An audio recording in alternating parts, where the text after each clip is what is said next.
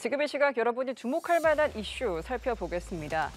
미국 수도 워싱턴 DC에서 발생한 여객기와 헬기의 충돌 사고로 탑승자 67명 전원이 사망한 것으로 확인됐습니다.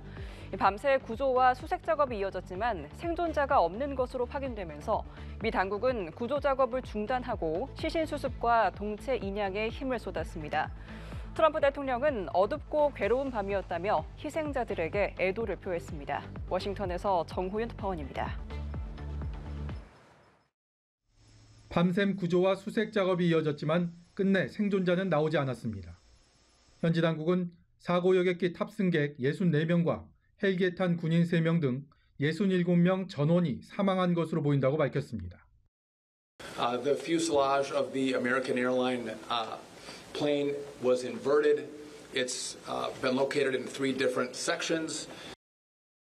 여객기와 헬기가 충돌한 뒤 추락한 포토맥 강변입니다. 현지 당국은 생존자가 없는 것으로 확인되면서 구조 작업을 중단하고 시신 수습과 동체 인양에 힘을 쏟았습니다.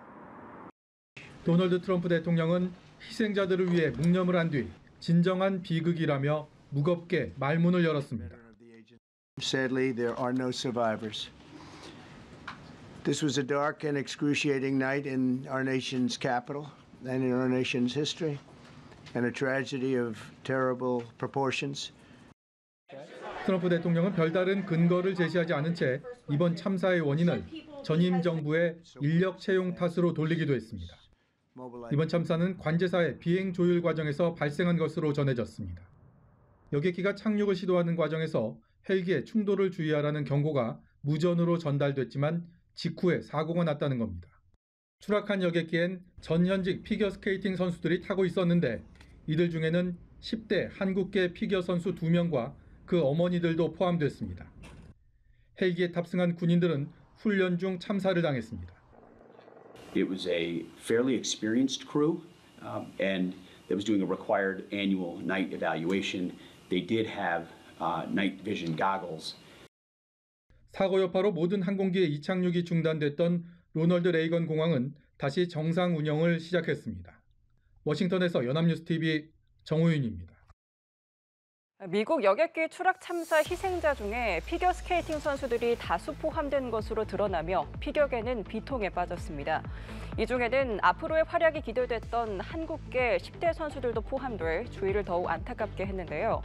지난해 열린 2025 US 이스턴 섹셔널스에서 우승을 차지한 스펜서 레인 선수와 같은 대회에서 4위를 기록한 진아한 선수입니다. 갑작스러운 비극에 피겨계에서는 애도 물결이 이어지고 있습니다. 이어서 신현정 기자입니다. 탑승자 전원이 숨진 사고 여객기에 타고 있던 전현직 피겨스케이팅 선수는 총 14명인 것으로 전해집니다.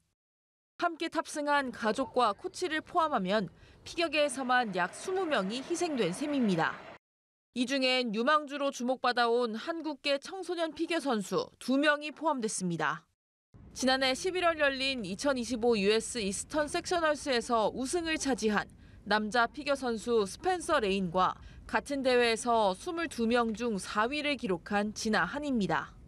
1994년 세계 선수권 대회 페어 금메달리스트 러시아 예브게니와 슈슈코바와 바딤 나우모프, 부모님을 따라 피겨 선수로 활동한 막심 나우모프도 여객기에 타고 있었습니다.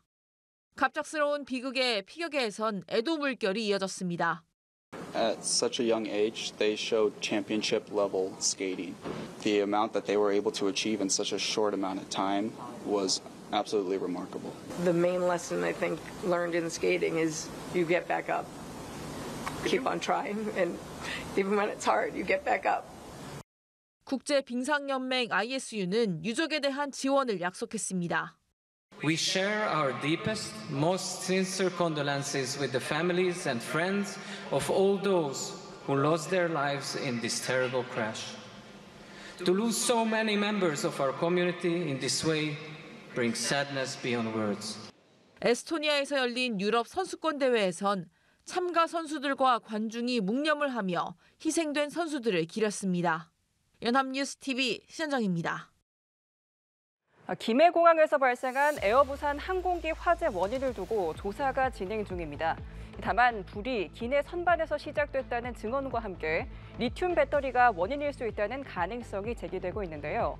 리튬 배터리는 노트북 등 전자기기나 휴대용 보조 배터리에 많이 사용되는 전지입니다. 특히 최근 5년간 국적기 내에서 발생한 보조 배터리 화재는 13건에 달해 관리 지침을 강화해야 한다는 목소리가 나옵니다. 김수강 기자입니다. 화재 원인을 규명하기 위한 작업이 진행 중인 가운데 에어부산 일부 탑승객 사이에선 기내 선반에서 불길이 시작됐다는 증언이 나오고 있습니다. 이 때문에 승객 짐 속에 있던 전자기기나 휴대용 보조 배터리가 발화 원인일 가능성이 제기되는 상황. 최근 5년간 국적기 내에서 발생한 보조 배터리 화재는 13건에 달합니다. 다행히 그동안에는 대부분 연기나 그을음에 그친 수준이었습니다. 항공위험물 운송 기준에 따르면 리튬 배터리가 장착된 전자기기나 여분의 배터리는 원칙적으로 100와트시 이하여야 하고 리튬 함량이 2g을 넘어선 안 된다고 규정하고 있습니다. 하지만 이러한 규정이 제대로 관리 감독되지 않다 보니 위험 요소를 미리 차단하기 어렵다는 지적이 나옵니다. 개인 소지라는 것은 본인이 직접 관장을 해야 됩니다. 그래서 배터리가 분리되는 것은 분리한 상태로 배터리를 보이는 곳에 놓든지 또는 분리가 되지 않는 전자장비는 실제 의자 밑이라든지 또 리튬 배터리는 과충전과 외부 충격에 취약하다는 점을 주의해야 한다는 조언도 있습니다. 예를 들면 찌그러졌다거나 특정한 부분이 콕 패였다거나 뭐 이런 부분들이 있을 때는 그런 물리적인 어떤 힘에 의해서 배터리의 분리막이라고 하는 부분들이 손상이 되면 이게 열폭주의 원인이 되거든요. 기내에서의 배터리 사고가 반복되는 만큼 보다 세세한 관리 대책을 마련해야 한다는 목소리가 높아지고 있습니다. 연합뉴스TV 김수강입니다. 네, 국내 증시가 설 연휴를 쉬고 일주일 만에 개장했습니다. 중국 AI 모델인 딥시크의 충격이 코스피와 코스닥 시장에도 영향을 미쳤는데요. 시가총액 상위 종목을 보면 SK하이닉스와 삼성전자 등 대형 반도체주 위주로 급락세가 두드러졌습니다. 반면 딥시크의 등장으로 수혜를 본 기업도 있었는데요. 국내 소프트웨어 업종이 강세를 보였습니다. 윤영섭 기자입니다. 일주일 만에 개장한 코스피는 전장보다 0.77% 내린 2,517.37의 장을 마쳤습니다. 코스닥 지수는 소폭 하락한 728.29의 거래를 마쳤습니다. 중국의 인공지능 모델 딥시크 충격이 국내 증시에도 미쳤습니다.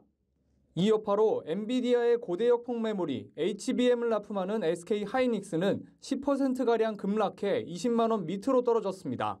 삼성전자도 2.4% 하락했고 한미반도체는 6% 넘게 급락했습니다.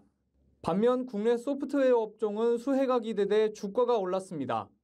인터넷 대표주인 네이버와 카카오는 각각 6%, 7% 올랐고 AI 챗봇주도 큰 폭으로 상승했습니다.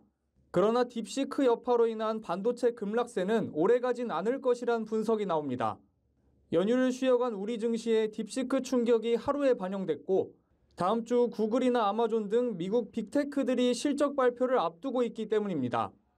다음 주에 가지고 이제 빅테크 기업들이 실적이 발표될 텐데 실적 발표 과정에서 AI 투자를 계속 하겠다라는 얘기를 하고 있어서 AI 성장에 대한 우려들은 좀 진정되지 않을까요? 딥시크 여파로 환율은 20원 넘게 올랐습니다. 원달러 환율은 주간 거래 기준 전장보다 21.4원 급등한 1,452.7원을 보였습니다. 딥시크 충격에 미국 연방준비제도의 금리 동결과 트럼프 대통령의 관세 폭탄 예고가 더해지며 달러 강세를 보였습니다. 연합뉴스TV 윤영섭입니다. 삼성전자가 반도체 사업에서 부진한 성적표를 받았습니다. 지난해 4분기 반도체 부문에서 3조 원을 밑도는 영업이익을 낸 건데요. 고사양 메모리 HBM에서 실적을 방어하지 못한 점과 모바일, PC 수요가 침체된 점이 영향을 미쳤습니다. 올해 상반기도 반도체 분야 약세가 이어질 것으로 예상되는 가운데 HBM 판매 확대가 실적을 가를 것으로 보입니다. 배진솔 기자가 보도합니다. 삼성전자가 지난 한 해 반도체 사업에서 15조 1천억 원의 연간 영업이익을 거뒀습니다. 2분기부터 메모리 반등을 타고 개선되는 듯 보였으나 3분기에 이어 4분기에서도 시장 전망을 밑돌며 아쉬운 성적을 냈습니다. 범용 메모리 부진 속에서 AI 시장 확대로 수요가 늘고 있는 고사양 메모리 HBM 부문에서 성과를 내지 못하고 있기 때문입니다. 때마침 외신에서 삼성전자가 엔비디아의 HBM 성능 테스트를 통과했다는 보도가 나왔으나 삼성전자는 실적 발표 설명회에서 에둘러 부인했습니다. 구체적인 고객사를 언급하진 않았지만 HBM 5세대인 HBM3 개선 제품을 올해 1분기 말부터 주요 고객사에 공급할 예정이고 6세대인 HBM4는 하반기 양산이 목표라고 밝혔습니다. HBM3 제품 개선은 시장 핵심 고객사인 엔비디아가 발열 전력 효율 등의 개선을 요구하면서 착수한 것으로 알려졌습니다. 삼성전자는 올해 HBM 공급량을 지난해보다 2배 늘린다는 계획인데 수요는 상반기 바닥을 찍은 후 반등할 것으로 보입니다. 2분기부터가 이제 아마 반도체 수요가 좀 개선이 되긴 하는데 1분기 자체가 또 워낙에 많이 빠질 것 같아서 올해 연간으로 보면은 실적은 뭐 계속 감익이 될 것 같고. 삼성전자 실적은 결국 상반기 바닥을 확인하고 이후 반등에 나서는 상저하고 흐름이 예상됩니다. 한편 삼성전자는 실적 발표 설명회에 최고 재무 책임자가 직접 나서 현재 경영 현황이 쉽지 않음을 알고 있으며 반드시 짧은 시간 내에 해결할 수 있다고 강조하기도 했습니다. 연합뉴스TV 배진솔입니다.